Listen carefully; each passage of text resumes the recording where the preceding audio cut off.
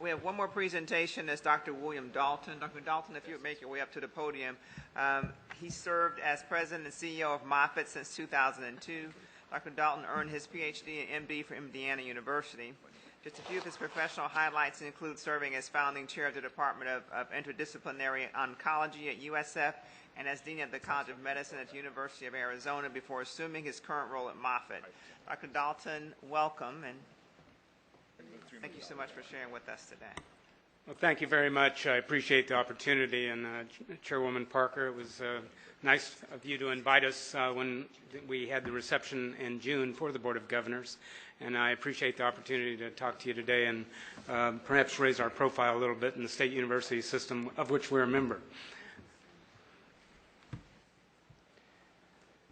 Well, let me just tell you, Ken Ford's a Howard Act to follow straight away.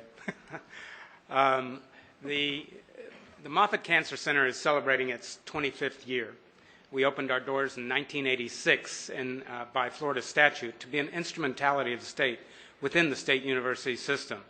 And we've grown to now be, in that 25 years, one of the largest cancer hospitals, but also research institutes. And we are now, in terms of patient volume, third in the nation for the number of patients seen at a cancer center.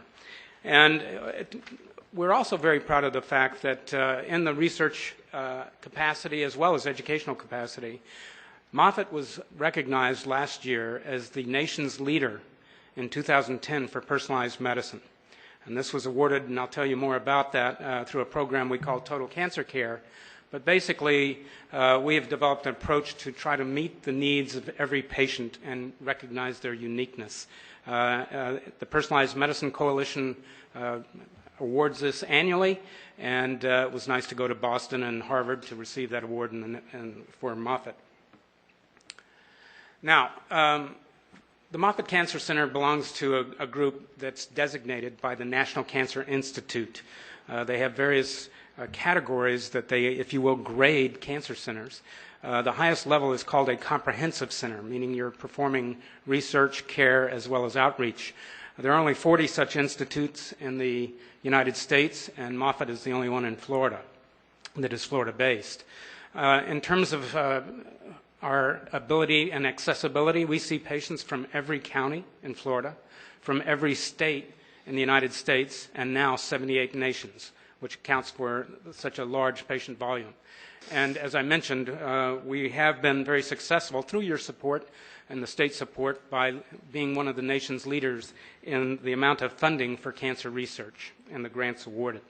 We receive over $83 million annually in direct costs for peer-reviewed grant research. Now, there's a need for this.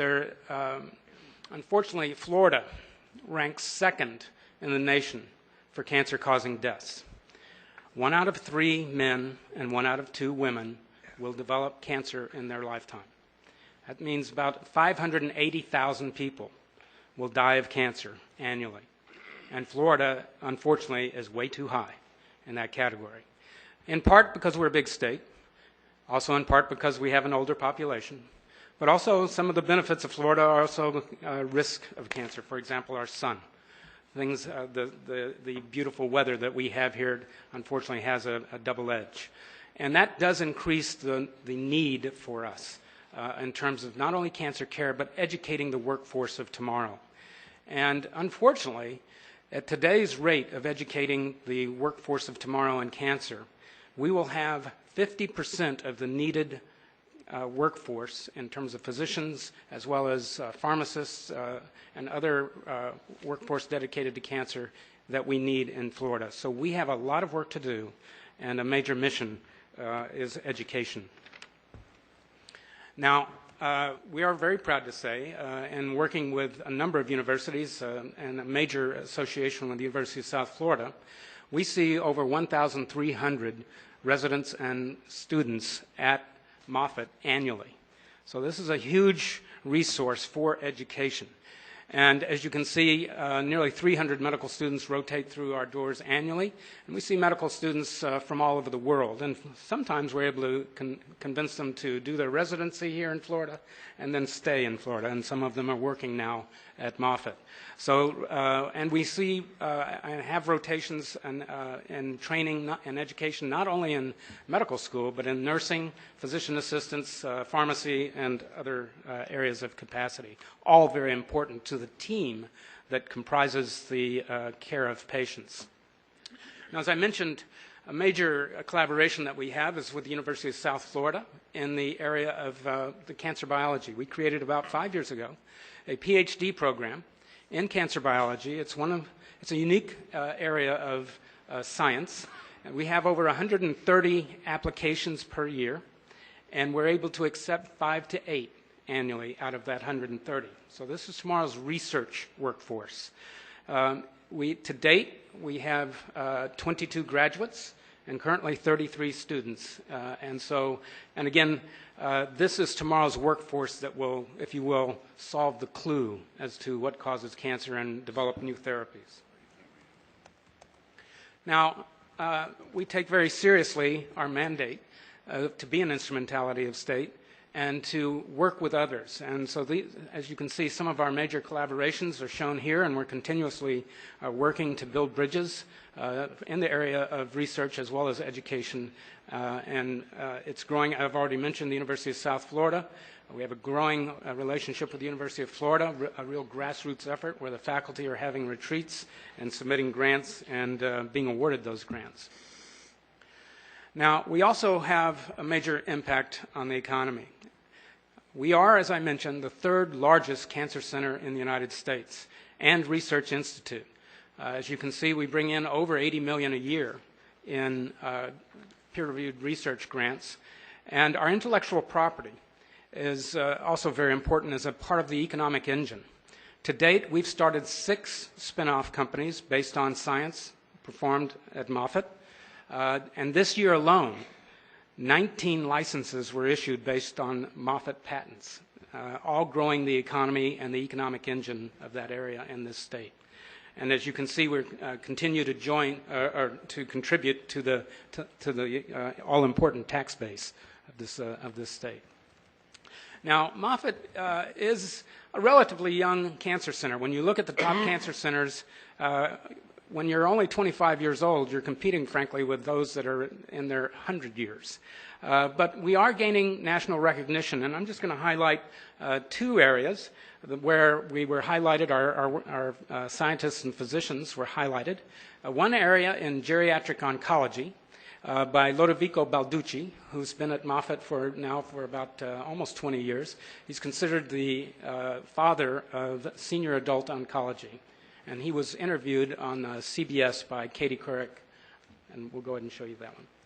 Watching 85-year-old Alfred Mezzi take his daily walk, it's hard to believe that he was diagnosed in May with esophageal cancer that had already spread. I won't get depressed. I never get depressed.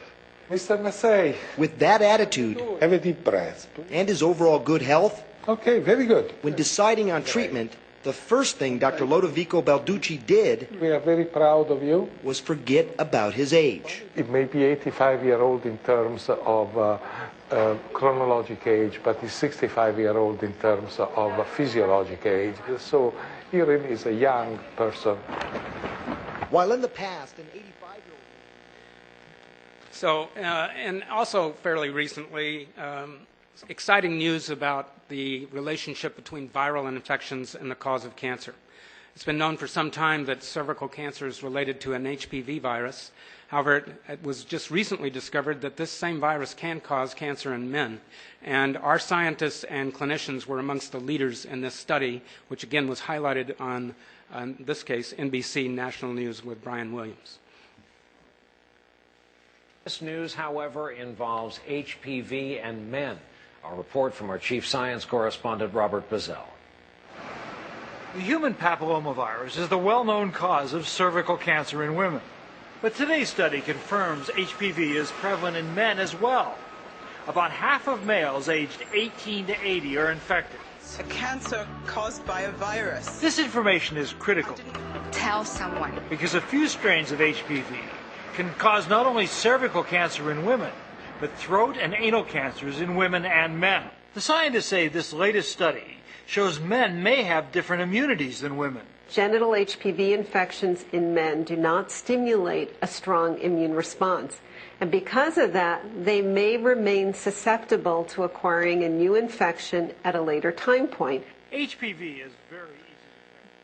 Dr. Giordano, Anna Giordano, that you saw there from Moffitt, was the lead scientist in this international study that led to the FDA approval for Gardasil in HPV infections in men. So a huge contribution.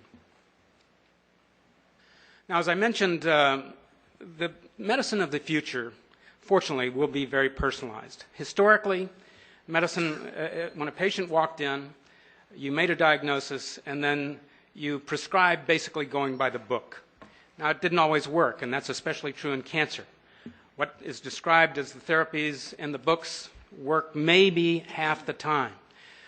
However, in 2000, the human genome was sequenced, just a little over 10 years ago. We are now recognizing the value of that effort, which Moffitt also participated in. But Moffitt is literally leading the nation in translating this new information into what is called personalized medicine. We started a project 8 years ago called Total Cancer Care, where we invite patients to join us in an effort to study their tumors, follow them throughout their lifetime so that we can learn from each individual the uniqueness of their cancer and then design a therapy that is tailor-made to them. So this is an effort we began 8 years ago, and as I mentioned, we were recognized just last year as the national leader for personalized medicine because of that effort. Now, what started at Moffitt is now in 10 different states that have joined us, and I'm proud to say we have 9 partners here in Florida for a total of 18 and growing. So we're very excited about this, and the idea, again, is to identify all needs of a patient, develop a means of meeting those needs, and use the new technology of molecular profiling to understand the uniqueness of every individual so that you can tailor-make their therapy. But by following them throughout their lifetime, we also figure out and determine what works for whom based on evidence. Too much of medicine today is based on consensus. In other words, a lot of gray-haired people like me in the room say, I've been doing it this way for years and it works. That works part of the time. Where you really get the bang for your buck is by partnering with patients, asking their permission so that you can learn from them. And that is the total cancer care philosophy. We've created the largest biorepository in the United States for studying tumors and growing, and you're seeing some of the technology that is here in Tampa. In addition, we've also now created the largest information system following patients prospectively that started in Tampa at Moffitt, now involves 10 different states and 18 different institutions. These are some of those. As you can see, I'm highlighting some of the communities in Florida that are all enrolling patients in this project. And it's considered the most rapidly growing observational study in the United States. So the idea, again, is to personalize medicine by studying each individual, learning from them, and then tailor-making their therapy. We feel that this will not only improve quality, but it will improve access and affordability. Remember, this isn't just something you have to come to Moffitt to get. We've partnered with 9 different communities and growing within Florida alone, and 9 other in 10 different states. So the idea is partnership. Get it out there. And finally, to illustrate, if you will, the personalized touch, I'm going to show you an example of a 15-year-old that came to Moffitt with an osteosarcoma of the shoulder. This was a young man who had great potential as a violinist, but with a sarcoma in his shoulder, he risked amputation. He was able to be taken care of by a world's leader named Doug Letson, who works on titanium rods as prosthetics. You may have heard also on the national news of an 8-year-old who also saw Dr. Letson. I'll let Joe tell his story. At first, it was, I just wanted my arm to be saved. And then when reality sunk in that I may not be able to play the violin anymore, I didn't really so much care about, it sounds kind of dumb, but having the arm, I just wanted it to work for the violin. right after the surgery, I was so determined to be able to play again because of the look and encouragement on the surgeon's face. Dr. Lesson looked at me and said, "Joe, the surgery went great. You're going to be just fine. You're going to be able to play no problem again." Without Dr. Lesson and Dr. Chong, that wouldn't have been possible. There's no other place in the world that can do that, literally. And, you know, I just happened to live 25 minutes away from Moffitt. I was lucky, but people travel all around the world to come here, and I'm a living example of why they want to do that.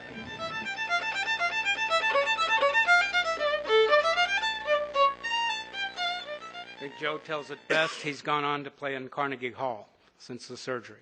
So I appreciate the opportunity to tell you a little bit about Moffitt, and we're proud to be part of the State University System of Florida. Thank you very much.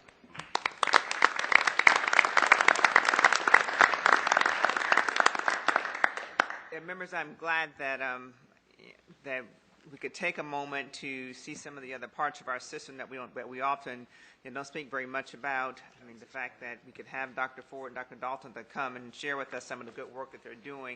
You can see that we really are making a difference, not just in the state of Florida, but in the country and the world. With that, we're going to move to item number 5, which is a discussion of the national trends in higher education. What I did was I talked to Chancellor Brogan about the fact that higher education reform and the direction that we should go in to advance higher education issues is at the top of the agenda these days, I think in part because of what's happening in Texas and Governor Perry's interest in running for president, as well as our own governor, and the fact that he's come out with his ideas about how we may make some changes in education moving forward. I thought it was important, since we are the Board of Governors and we have the constitutional responsibility to address higher education within the state, I thought it was important that we start a conversation and dialogue about the national trends in education. We have a very able chancellor who has participated with many of his colleagues across the country and talked about several of these issues. I thought it was important that he take a minute to start a dialogue with us, let us know what's happening throughout the country on these issues, and kind of see where we, as advocates for the system, should advance some of the issues. So with that, Chancellor Brogan, if you would come before us. Thank you, Madam Chair. And ladies and gentlemen, it's not my intention to engage in a long dialogue today, but really to begin a dialogue today. Because as I have found in my 2 years now as Chancellor of this state university system, connecting with my colleagues around the country, most of the things I'm going to touch on today are in some way, shape, or form being dealt with in other parts of other state university systems around the country. As they say, there is nothing new under the sun.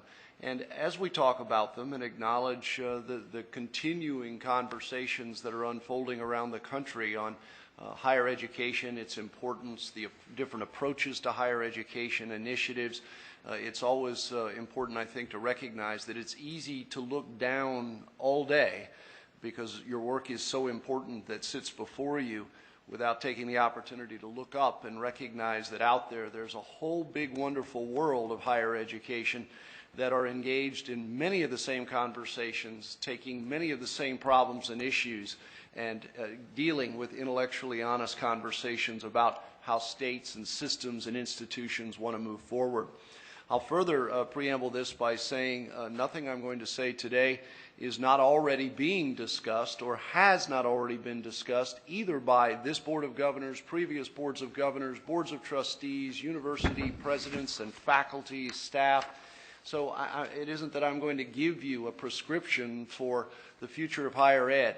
I just wanted to spend a few moments touching on some of the issues that are out there, and then hopefully lay out a proposal as to how we might move forward together to continue the dialogue and look at the possibilities that surround not only these, but also recognizing this is an including but not limited to list, how we might deal with some of the issues that are out there. And in no particular order of import, just as they came to me. I wanted to make this as formal as possible. Clearly, there's probably, I think, little left to say, at least today, on the issue of STEM education. But I think it is important to recognize that based on the statistics, we all acknowledge that Florida needs to do more in the world of STEM education. All you need to do is look at the data. But also recognize, and I think sometimes this is left out of the equation, it is not an either-or scenario. I'm not saying this as an apologist. I'm not saying this to be gratuitous. But my friends in the world of the humanities and fine arts get very nervous these days when we seem to be preoccupied almost exclusively with the conversation surrounding STEM. As you could see by the data, we need more STEM-educated students in the state university system. But it doesn't mean bringing down the humanities and the fine arts in order to do that. It means trying to catch up with the humanities and fine arts in the state university system. Last night at dinner with the presidents, just because he was seated next to me, I acknowledged some of the recent comments by Dr. Barron when he was addressing education reform issues at Florida State University. And Florida State is a great example of a university that is working to strike a balance between being not only a world-class producer of STEM-educated students and researchers, but also at the same time boasts some of the finest arts and fine arts programs that you'll find in our state university system. And that doesn't oftentimes get the color and excitement, as does the discussion about STEM education, but it is recognizing that it is part of what make universities such very special and important places. Look, we talked about STEM and the Polytech earlier today, and I understand the laser focus. But I also understand this. When the Scripps Institute folks came to Palm Beach County and were looking to set up shop there, they very quickly talked about education, and they talked about the pipeline of possibilities all the way to researchers. But they also very quickly talked about the quality of life issues that they wanted to be able to provide to those scientists that they were going to dynamite from other places in the state and around the country and the world to come to Palm Beach County, and included a long list of those things that we also prepare students to do, including creating a vibrant cultural enclave within communities, and that hangs so largely on what we do in the world of the arts and the fine arts. I also interface with business representatives regularly, and yes, many of them want more STEM-educated people, but they also want people who have a quality general education to do all of the other kinds of jobs that have to be done in the world of business and industry that don't require a specific disciplinary approach to engineering and science and technology, etc. But having said that, it is critical that we better organize ourselves to increase our output of STEM-educated students. It's not only important to our institutions and our systems, it is important to the future of the state of Florida. And to do that, there are really two ways. One is to increase the retention rate of those who are in that pipeline, always recognizing that that can be one of the fastest ways to produce increases in STEM graduates. But the other is to also go back to the conversation we had yesterday, and the fact that if in fact we could provide additional resources to universities targeting this issue, we could purchase the additional equipment. We could outfit those necessary and additional laboratories. We could, importantly, hire the additional faculty and research staff necessary to better educate a growing number of STEM education students. It is both a supply and demand issue. And of course, to that end, yesterday and in just a few moments, the Board of Governors heard and approved through committee and onto the full board our legislative budget request, which does, with working with the university, specifically target what we took from their work plans as a huge priority to ask for $150 million specifically targeting the issue of STEM education and retention and graduation rates. Those two are joined at the hip. And so that just gives you an indication of how important the institutions believe this is, and we hope that we will find a receptive audience with the Florida legislature. Senator Alexander said it. Bring us things that we think are not only good educationally speaking, but also can enhance what we do in the state of Florida, and we'll fund them. Well, we're about to test that theory, because we are desperate to increase our STEM numbers in the state of Florida. And not only does that mean using the money we currently receive, but if we're going to increase that, it also means those additional resources necessary to do that. Issues surrounding completers are pivotal. I, for one, was delighted to hear Governor Duncan's report today on where we are headed in the state in terms of identifying first as target audience those who have completed a significant number of credit hours in our system. And if it were just as easy as begging them to come back, we wouldn't be talking about this issue. Something took them away. And it isn't just as easy as inviting them back in and finding out where they live and tapping them on the shoulder. It is about reaching out to them in a dynamic and different approach that will help them to overcome, in most cases, the challenge that saw them leave us and efficiently get them back into our system and turn them into a completer. And by dubbing it Florida Completes, Florida Competes, just what we're talking about through the miracle of technology, being able to create both institution-based and system-based approaches to the identification and the retrieval and the educational completement opportunities that we need to provide.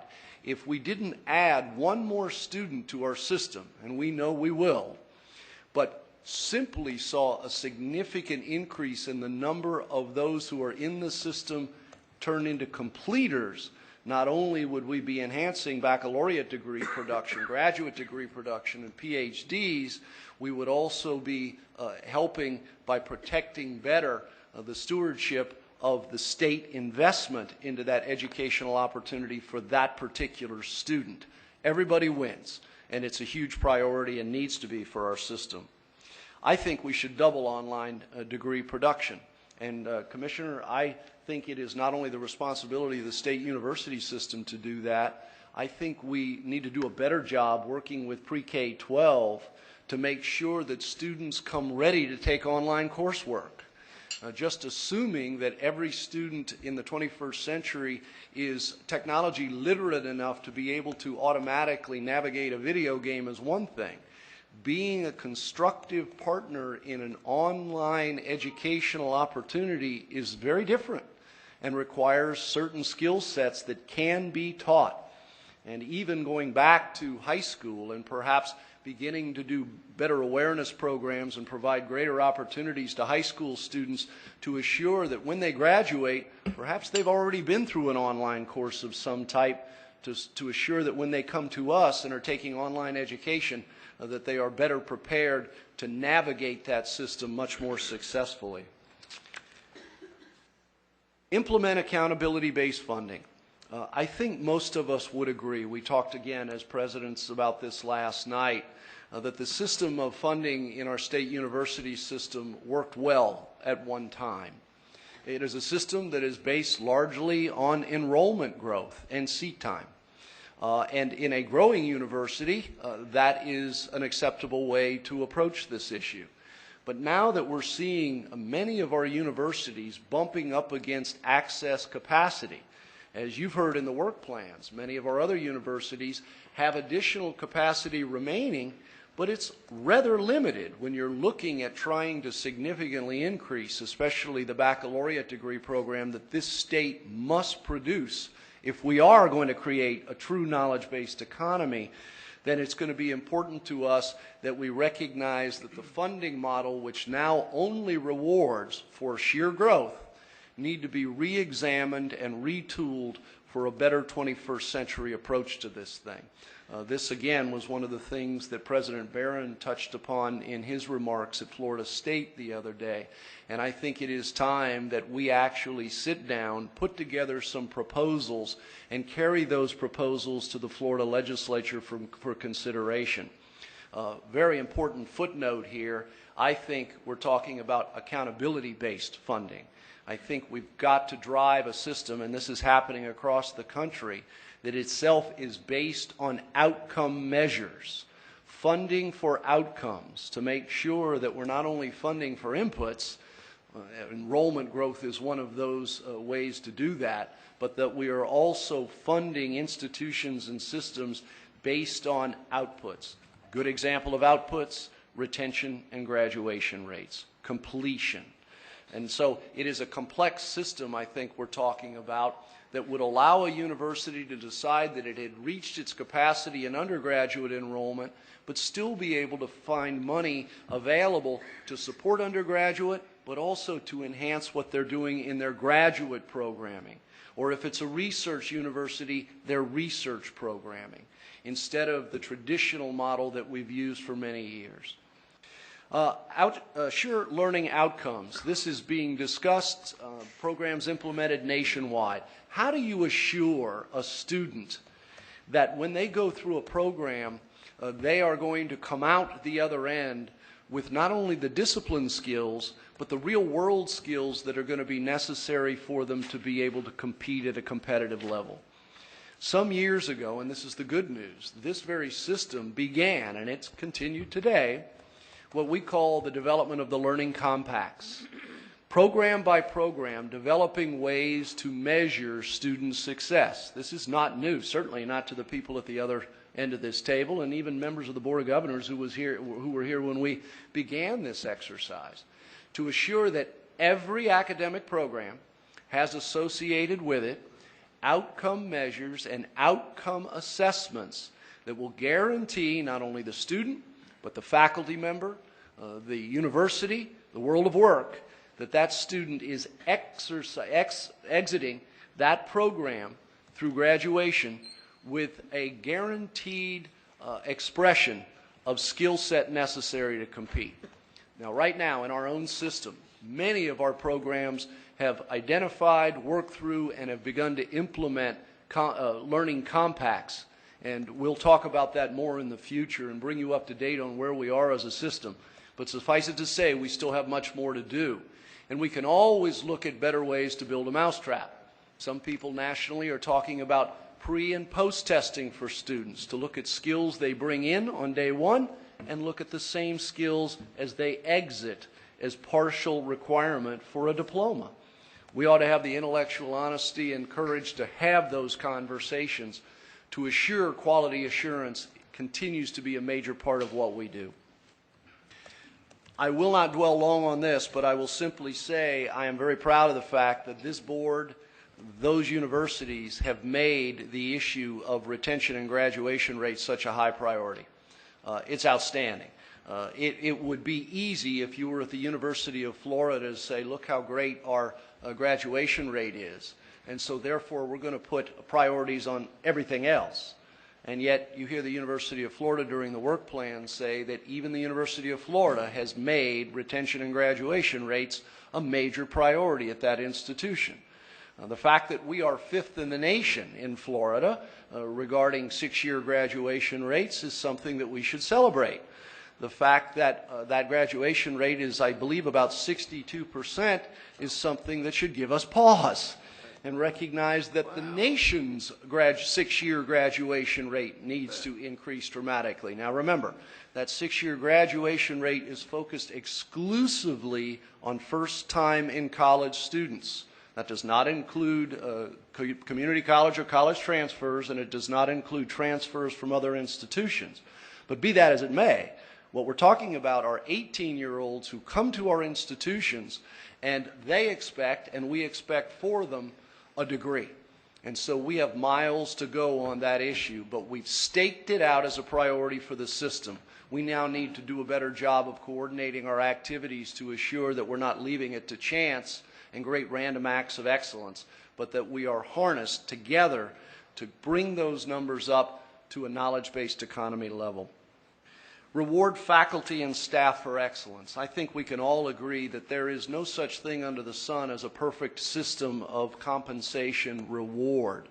But I have always been, when I was in pre-K through 12 commissioner, as are you, and now in higher education, a strong believer in the fact that people should also be compensated for being the best and brightest that we have in our ranks.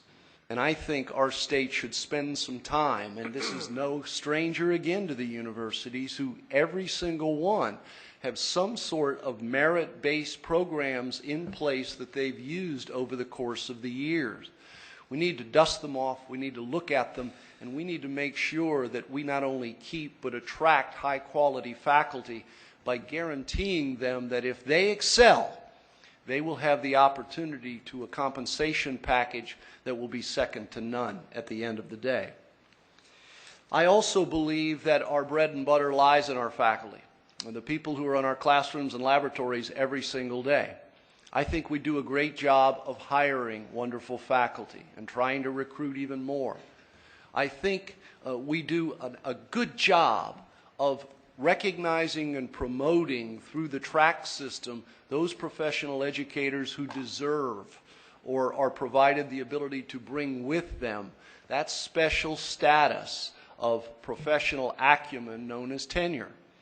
But I also believe we would be remiss if we didn't begin to examine collectively how we evaluate not only the annual professional educators that we have, but how we assess over the long haul the status of those who carry that very important professional stature of tenured professional. And I think that as many grope around this issue around the country, the missing element oftentimes is the fact that it isn't the tenure that's the problem. It's what happens perhaps later in the game that is. Tenure is a designation. I realize what it brings with it. But at the end of the day, if it is going to continue to be a hallmark of professional attainment in teaching and research and service, and a difficult and rigorous track to achieve, we've got to make sure that that's maintained by looking at the back end. And that is, once achieved and attained, how do we make certain that people are still hitting that mark in the triumvirate of teaching, research, and service to continue to have that special designation? Alignment of our system. We've begun this process. Aligning a university is difficult enough. Aligning the academic and service programs of an entire state university system, especially one this large and complex, is another thing. We've got to maintain the pressure on this issue. We have to be able to assure ourselves, the legislature, the people of the state of Florida, that we are operating in a well-organized and well-aligned system of academic opportunity. One of our hallmarks is access at the local level. We heard that conversation today. That's often played out with branch campuses and instructional sites and centers to make sure that people who are place-bound for any reason can still access a high-quality post-secondary educational opportunity.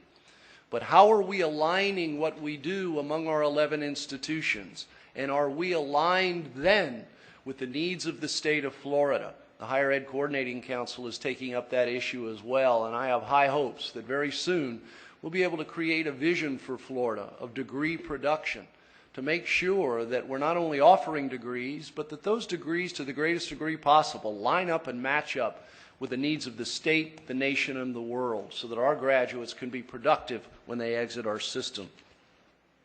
Organize the system for the future. This has the potential, I suppose, to be contentious, because anytime you look at an organizational structure, whether we're looking at our own, our 11 universities, or we're looking at the different delivery systems. But I said this a little bit today, and I will repeat it. We have a huge challenge hitting the baccalaureate degree mark that's been set by the nation to get us back to an international prominence in the world of baccalaureate degree production. And as a state this big, we are a major player in that regard. But it isn't just about hitting a number at the end of the day and not caring about what they are a number of. We've got to make sure that we see what the vision is for Florida's workforce. We need to make sure that we're turning out not just numbers of degrees, but degrees in areas that will help our students be successful, which will help our state be successful, our nation, and our world. And that takes a discipline by creating the vision and then organizing and aligning ourselves to that effort. Increased research and commercialization, all of these things become a springboard to that. It is remarkable just how much we do. We are a premier state in the nation in terms of research expenditure. We're in the top 5 collectively. But we've always got to review how we do research, how that research translates to other opportunities, whether it's patents, spin-off businesses, partnering with business and industry, to assure that that research is efficiently and as well organized as possible to guarantee maximum return on investment. We also need to ensure that Florida has a fully engaged system. It is interesting that we talk oftentimes about what we do for the institution, but we also need to celebrate what we do over the wall. And when you look at issues of engagement and involvement, and you can talk about everything from the blood drive to working on the oil spill, Dr. Wilcox, but taking the genius of our universities and putting it to practical use in solving the problems that face the world, that's got to be a priority for our system. We have a number of our universities that have already achieved the newly established Carnegie status of engagement. Carnegie has obviously a variety of stature-based categories. One of the new ones is aligning the university to make sure that they are fully engaged. Sounds simple.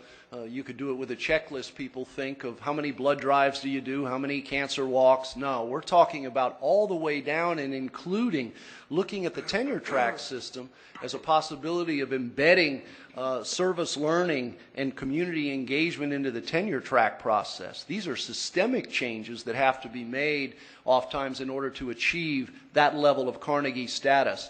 I would love to see all of our 11 state universities ultimately holding that Carnegie status. And I think that would call the question about this system's commitment to be fully engaged with what we do with our faculty, our staff, and our students over the wall and in our communities. Madam Chair, that is a relatively, believe it or not, small list based on the things that are sweeping the nation and being conversed about.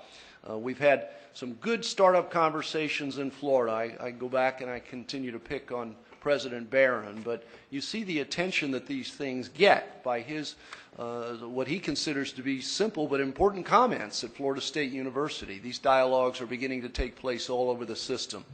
My recommendation and hope is that we can begin to formalize these conversations by harnessing the genius available to us, by putting together work groups on these issues who can go out there, tap the genius of the system, and come back to us with recommendations about what we can actually do to make sure that we're good to these issues.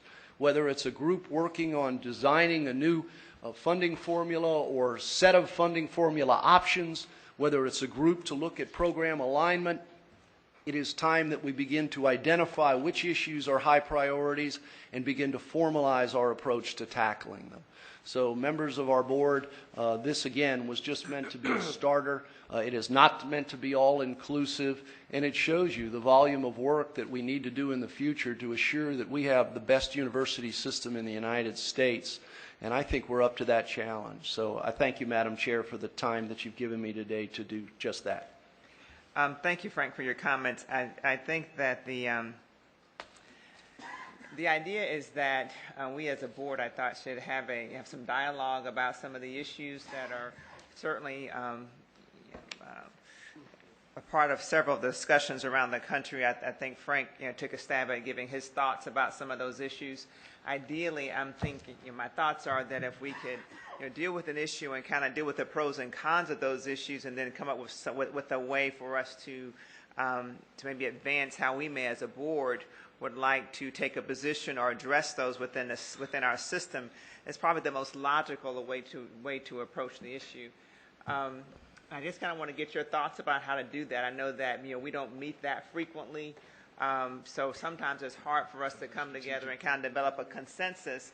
But I think the issues are somewhat touchy, and that it's important that we kind of as a board feel that we have some collective thoughts about how we want to advance some of them. So I don't know if you guys have any thoughts about the best way to do that. And we'll start with Governor Colson.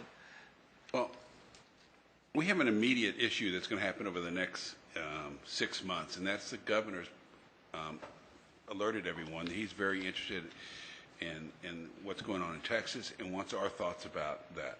Or not necessarily our thoughts, but he wants everyone's thoughts about it, the president's and all the people that have a stake in all this. So the question, I think, first we have a process issue. How are we going to weigh in? Or are we going to weigh in individually with the governor? Or are we going to let the presidents, who, frankly, with their boards can be even more effective than us sometimes, at least they can in terms of getting legislation passed, that doesn't come through us, or getting funding passed that we haven't approved. But, but we need to think, we need to weigh in. The governor's told us this concerns him, and he wants our thoughts. So, but I don't know. I don't know how we weigh in, but we need to weigh in, or at least determine affirmatively that this is best handled by the presidents, who are the professionals in this area. And I think we ought to ask the presidents how they think this is happening, because the legislature is going to deal with it. I mean, it's going to be an issue in this coming fall in the committees, and in my opinion, in January and February when we're in session. And Madam Chair and Mr. Chair, we had this conversation last night at dinner, and I too want to hear from the presidents. What did I take away? I took away from the fact that they're ready. They're ready to have this conversation. They're ready to package, for lack of a better term, a Florida plan. Because we keep talking about the Texas plan. I think the Texas plan is fine for Texas, perhaps, but I think what the governor has said to us is he just likes the Texas plan as a conversation starter. He wants a plan and ideas for Florida. And I said at dinner last night, again, you look across that table, there's the place to start with the people who head our institutions and the people that they lead, by putting something together that we can, as you mentioned, Vice Chair, that we can get out there sooner than later, even if it doesn't have all the meat on the bone. These things require significant look, but at least be able to identify the things that this system would like to talk about first, take up first, provide input on first. I know that I received an email from Dr. Barron. Dr. Barron, I appreciate you including myself and the chancellor on the email about the manner in which you address some of these issues with your board. Do you have any thoughts about how we as a system may address this? Okay, well, first of all, I did this because it seemed to me that every time I read anything about the proposals, it was always why we shouldn't do this or we shouldn't do that. And this was interpreted as that the universities aren't interested in being held accountable. We want to be left alone, and we know what we're doing. And my personal feeling is I don't think that's the case at all. I think a lot of us would be, especially with as good a universities as we have, would be proud to stand up and be accountable. But in doing so, we want to make sure we have the right set of things so that we don't have any unintended consequences, and so that we actually promote what is the strategic vision of Florida for its university systems. I did that draft for my board because my board is keenly interested in this topic, as you might imagine. But I also consider it a draft that could be improved upon. And I think it would be great if this system had something that wasn't a draft that came from a president, but instead was a document that the system felt like they could be very proud of. But you got a variety of different presidents and provosts and board members to basically put something together that we would feel proud of. Mine is somewhat FSU-centric, as you might expect, and research university-centric. And I think there's some things in there that could be added to it and maybe subtracted from it that would make it even better. And I put it out there to engage the conversation, and because I wanted it to be clear that Florida State's more than happy to be held accountable. And I think it would be worthwhile jumping off from that or skipping that and moving on to something that starts more whole cloth. But I think it would be a great advantage to have it come from the system. I should say, Madam but Chair, the before I problem is that you have it, Frank has it, I've never seen it, and I don't think any other board members have seen it. Right, I understand. Just a little point. If we're all going to be engaged in this process, I think we all need to be engaged in the beginning. And I'm not suggesting otherwise, Governor Tripp. He just happened to have sent me the email that hadn't gone to everyone But I'm else. saying So. we have no idea what he's talking about because we didn't see anything. Well, it's been in the clips, though. I mean, I saw it in the clips, and I called and asked for it, and he immediately sent it to me. So, I mean, it's. But if I can back up before I recognize Governor Tripp and Governor Duncan for your comments, please note that that the Chancellor also had some ideas about the issues that he felt that we should address as a system, and what I'd ask him to do was to ensure that he kind of shared it with. We had an opportunity to talk about it before he released it as our system approach. So just know that just as President Barron had some ideas that he thought that his board should work with him on, and somewhat in response to some of the concerns of the governor, that the Chancellor did as well. And I just asked the Chancellor if he would share with the board these ideas before he kind of moved forward with them. So I'm sorry. So nothing has really gone forward. I don't want you to feel that we're working on documents that you haven't seen yet, Norm, because we haven't started working on anything yet. I'm sorry, Governor Duncan. Yes, I do think having looked at what President Barron did is a great starting point. To me, what would be extremely helpful, if at all possible, would be for the presidents to get together and see what they could agree on, what they can at least agree on, and what, if they disagree, to maybe come back to us to have a workshop type forum where we could talk about it. But it sure would be nice to know where there is already a common starting point in the dialogue before we just start from square one. At least would be my preference. Dr. Benz and Governor Hussain. Yeah, I was just, I agree with President Barron that regardless of what we do, we need to, whatever he would generate is FSU-centric, what I would generate is UWF-centric, and we might form a little task force, presidents who want to be involved in this, but I do think we need all sizes, our comprehensives, our research, and then bring maybe a draft, and then present it to you, and then see how you think, and go from there. Right, because I know we're already doing a lot of the things, and starting others that people don't know about. We're just doing key performance indicators and performance accountability within UWF, and it's a little different than it is at a research institution. So maybe that's what we ought to do as presidents. To move this along, Madam Chair, because I know we still have the whole agenda to go, and I'm not trying to cut off conversation for sure, but to that point, and I hate to use this word, November,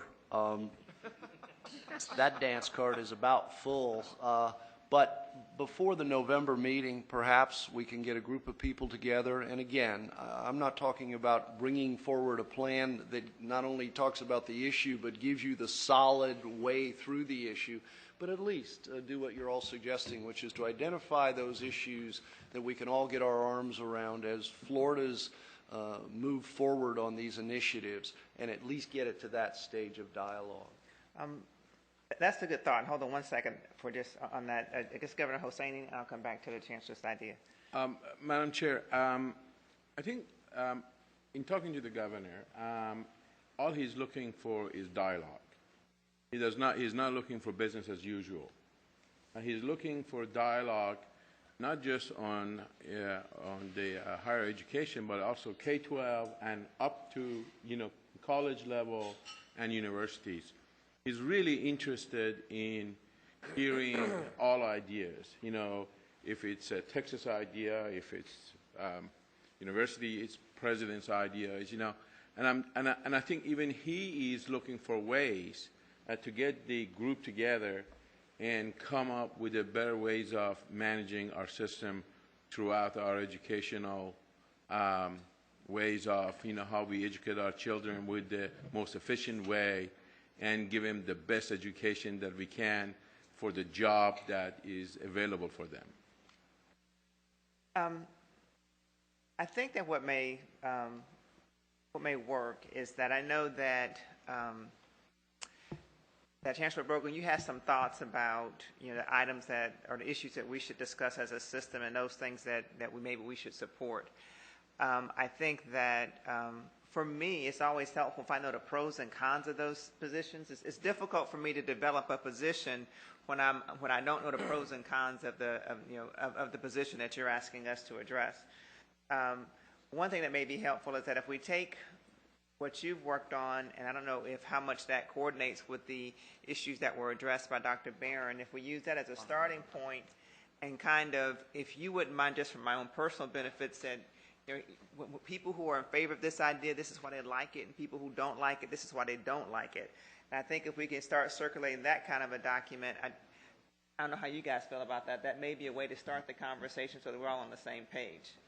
It's always better to start with something rather than starting with a blank sheet of paper on issues like this. So we'd be glad, I will be glad to work with these folks to try to identify some of these issues and try to identify then what the issue is and just what you're suggesting. What are some of the pros, what are some of the cons, et cetera, just for a place to start the conversation. That's what I'm thinking. How do you guys feel about that? I know this is always a difficult conversation to have in the sunshine. It's difficult when every document is a public document. Only request is that, when we're passing documents, because it all is a draft and it is not a position that we've taken as a system. If we would just note that, that would be very helpful as we try to work together in a sunshine kind of way, collaborative effort to reach a resolution.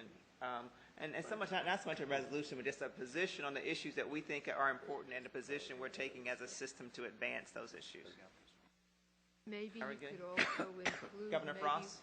one or two other presidents who would be willing to initially work together. So it's just not one president and the chancellor. Maybe if there are two or three of them that could get together and then show us. And as Judy mentioned, yes, for sure, one small, one medium, one large, for context's sake, at the very minimum, so we can get a good look. Governor Robinson. Thank you, Madam Chair. I had an opportunity to meet with the presidents of the Florida college system. This is one of the issues that was on the table, at least for immediate discussion. The governor did meet with one of the Florida college system presidents early on. He shared the idea. That president actually responded in writing. Although he represented his individual institution, I think he's summarized some of the feelings for the system. And so one thing we're going to do on our side is actually talk to the presidents, have them feed in the same way you want to, and then whatever information I have on this side of the fence, I'm more than willing to share. While there's some organizational differences because it's a bachelor or community college side only, there's probably some more immediacy on that side of the fence because there was legislation in the previous session dealing with the issue of tenure, which we know across the board is going to be a major issue. So I'll keep the body abreast on what we're doing. So we're all comfortable how we're going to proceed on developing a system position on these issues? Yes? Perfect. Thank you very much, Chancellor Brogan. We're now going to item number 6, which is Budget and Finance Committee report. Governor Perez. Thank you, Madam Chair. The Budget Committee met yesterday. We have 3 items on the consent agenda, which I'll move right now. Final action on amended Regulation 7.001, tuition and fees. Final action on amended Regulation 7.003 on fees, fines, and penalties. And final action on amended Regulation 9.017, faculty practice plans. These were noticed 60 days ago, approved and noticed 60 days ago. Response was nil. We'd like to move the consent agenda. Second. All in favor signify by saying aye. Aye. Right. Governor Perez. Thank you, Madam Chair. We had 3 action items which also require board approval. Item number 1, approval of the 2011-2012 SUS operating budgets. The committee approved it yesterday, and we move its approval today. Second. Any discussion? All in favor signify by saying aye. Aye. Aye. Motion carries. Madam Chair, action item 2 is the approval of the 2012-2013 SUS legislative budget request and authorized. And in that motion, we authorize the Chancellor to make whatever technical corrections are required. Committee approved it unanimously yesterday. We move it. Second. Any discussion? Yeah, hold on. I just want to make sure for the record for this one, we made one modification to pull out the Mag Lab as a separate line that was not in the package. So just so everybody's correct. Yeah, thank you, Governor Duncan. The committee did create a separate line to emphasize the $3 million support of the Mag Lab at Florida State University, in that it is for the bid program, which is coming forward. I want to be very clear that we are fully in support of that project. I think a motion carried. Oh, second. It was a second. All in favor signify by saying aye. Aye. Right. Governor Perez. Final action, Madam Chair, is approve the 2012-13 Board General Office legislative budget request, and we also request that the Chancellor be authorized to make whatever technical changes may be required. It was approved by committee yesterday, and we move it now. Second. Any discussion? All in favor signify by saying aye. Aye. Madam Chair, that concludes the Budget Committee report. Thank you very much, Governor Perez. Item number 7, Governor Beard, Facilities Committee report. Yes, we had a long discussion about PICO. We had a presentation by Chris Kinley of our staff, and we had a presentation by Dr. Ken Jessel of FIU indicating that PICO funds are in there aren't enough PICO funding for the facilities needs of the state university system, and we agreed generally to work with the legislature this year to make sure that we do have adequate funding in PICO. I have one action that we need to take. We need to review and approve the 2012-2013 SUS fixed capital outlay legislative budget request, but we have an amendment. We found out there was a glitch. We left out New College's Cortellis grants, and Chris, would you show us that? Yeah, we're good. Thank you, sir. Will it come right up? Thank you. Yeah, there were just 2 projects left out for New College. I commend them for getting onto the Cortellis project list. One is the International and Area Studies Building Phase 1. It's a $500,000 project. And the other one is the Academic Center Computational, there it goes, Computational Server Room. It's a $300,000 project. That's the match requirement on the project. And they're in good order. It just somehow got left off on a technicality. And that will bring our total Cortellis list slightly over $100 million. Thank you. Thank you very much. So I would like to move that we approve the 2012-2013 SUS fixed capital outlay legislative budget request with the amendment, and authorize the Chancellor of the State University System of Florida to make whatever revisions he feels necessary. Second. Any discussion? All in favor signify by saying aye. Aye. Motion carries. I'm going to go to item 9. I know that Governor Duncan has a flight to catch. This shouldn't be a very long report, Governor Martin. Thank you. You don't want her to miss her flight. I'm going to go quick, I promise. I talked enough during his committee. Okay, so we have 3 items that are on the consent agenda, or sorry, 4 items that are on the consent agenda for the academic affairs.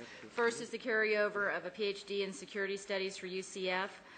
The other is some final actions regarding 3 different board regulations, 6.010, Student Affairs Administration, and 6.017, criteria for awarding the baccalaureate degree, and 6.018, substitution or modification of requirements for program admission, undergraduate transfer, and for graduation by students with disabilities.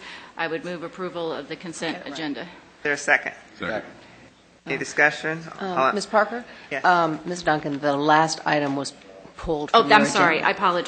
I apologize. That amendment was going to be pulled I'm to be sorry. renoticed in November. Yep. Just wanted to clarify the record. Thank you. Sorry about that. Going too quick. Thank you, Mikey. Based upon the exchange of the consent agenda and the noted change in the motion, based upon that clarification from Mikey, all in favor signify by saying aye. Aye. Great. Governor Duncan.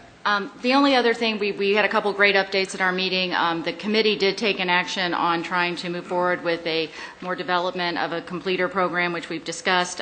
So I anticipate that coming back to the November meeting, but I don't think it requires action of this board at this time. Thank you very much. Thank you. On to item number 8, Strategic Planning Committee, Governor Martin. The first couple of items I want to mention is we spent the last 8 hours on the dental program and also the Polytech. Just a reminder, one that'll be coming back to the board in November. Strategic planning, we had a special meeting on August the 26th. We went through that as well today. Based on the committee assignments, I think that process is going well. Everybody's going to be fully engaged as we go forward, and we will have a high-level draft of the document coming to the board in November as well. I do have 3 items for action. The Regulation 8.002, continuing ed, based upon the task force that was put together, there were a couple of minor edits for that particular item, and we are recommending that that be adopted and approved. So moved. Second. Any discussion? All in favor signify by saying aye. Aye. There are 2 items that require renoticing, again, based upon the work of the Special Task Force. The first item is 8.004, the academic program coordination. Based upon the task force that was put together, there was major rework of that particular regulations, and it's calling for a renoticing. So I will at this time move for renoticing of the regulation 8.004, the academic program coordination. Second. Any discussion? All in favor signify by saying aye. Aye. Governor Martin. The last item, again, there's a need for renoticing based upon the amendments that were made to Amendment 8.009 in terms of the educational sites. Again, the task force did a great job in coming together and reworking that particular regulation, and it also requires a renotification. Second. Any discussion? All in favor signify by saying aye. Aye. Governor Martin. That is my committee report. Governor Martin, I just want to say that you certainly did a yeoman's job on yesterday and today, and I'll give you just a personal. Thank you so much for shepherding very difficult issues, and thanks to your committee for coming up with some recommendations on how we're going to move the items forward. I think that the fact that your committee voted on some very tough issues and how we're going to proceed, and that we'll come back in November with some, hopefully some recommendations from your committee to the board for consideration, and that would be great.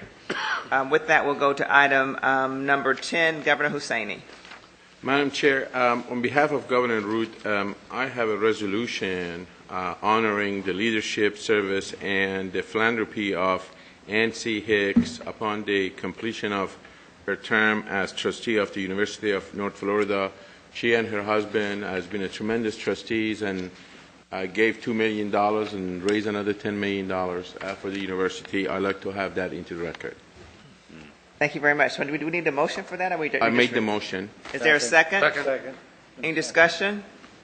All in favor signify by saying aye. Aye. Right. Governor Hussaini. Okay.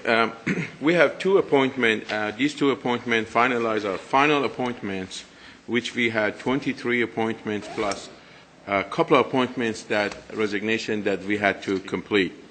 The first appointment is to Board of FIU, Gerald Grant, term ending January 6, 2016, contingent upon attending the orientation.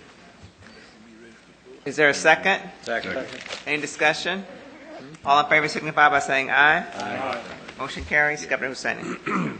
Madam Chair, we have University of North Florida. We have Fred Franklin completing a term of another trustee that resigned, the term ending January 6, 2013, contingent upon attending the orientation. Is there a second? Second. Any discussion? All in favor signify by saying aye. Aye. Motion carries. Madam Chair, we have completed this year's appointment to the different Board of Trustees. We are confident we have some of the best trustees appointed to these boards, and we're hoping that these trustees be involved with the university and try to make the difference in the lives of our children. Thank you. Thank you very much, Governor Hussaini. I'm going to call on Governor Colson for a report from Legislative Affairs Committee. They had a committee meeting on September the 12th. Yes, the Legislative Committee met and discussed its legislative agenda, and Rick is here to bring you up to date on what we talked about. It's generally, since it's all been discussed at different times, seeking again to repeal the concurrency requirement for universities, continued support for maintenance and construction of SUS facilities, dealing with the issue of the capital improvement trust funds and allowing for additional fees to be charged for improvement for certain student life facilities, our continued support for major gift matching and Cortellis matching programs, and to seek an exemption under the public records law for the home addresses of researchers, faculty, and staff. Rick is here to talk about it in further, but it's my motion, and if there's a second, then you all can decide what you need. Second. I don't think anybody really wants to hear from Rick. Love you, Rick. There's a better way to say that, I mean, what is the pleasure of the board? I mean, Rick is prepared to provide the update. Do you guys? We heard it. We've heard it. I would just add one more item, and I know we will. It's technical, but our legislative budget request will tuck neatly up under all of those other issues. Right, Rick? Yes. Is your report complete, or do you want to hear from No, I'm Rick? complete. Thanks for coming to the podium, Rick. Maxie, ladies and gentlemen. Even though you won't want to hear from me, okay. Yeah, we appreciate that. Never done better. Very well done. So I guess Approve it. You need a vote. all in favor signify by saying aye. Wait, I got a first and a second, right? I apologize, guys. Good, then the motion carries. And thank you very much, Governor Colson. I think I was already mentally concluding the meeting. Just a few housekeeping matters. We are on for November 9 and 10 at Florida Atlantic University. Again, we're going to try to get out early enough for those who have other meetings on the afternoon of the 10th. Thank you again, Dr. Rosenberg, for your hospitality. And if you have any questions in the meantime, please stay in contact with Chancellor Brogan. And again, Dottie, we will miss you. I'm sorry, Governor Long. Can I recognize someone really quickly? Yes. Oh, I forgot. You didn't recognize your student body presidents. I forgot. Oh, that's okay. I just want to recognize Gary Baker. He's been here throughout this entire meeting these past few days. He's a fellow student from New College, and he's just been in the audience. All right. Thank you very much, Gary, for joining us. With that, meeting is adjourned. I'm sorry, Governor. Well, I just wanted to mention, I think there's a bus to take anybody that needs to go to the airport. Can you give us any idea about transportation? There are buses to the airport, and I believe back to the hotel. Right up front. Yes. Great. Thank you very much. Thanks, Mark. Thank you.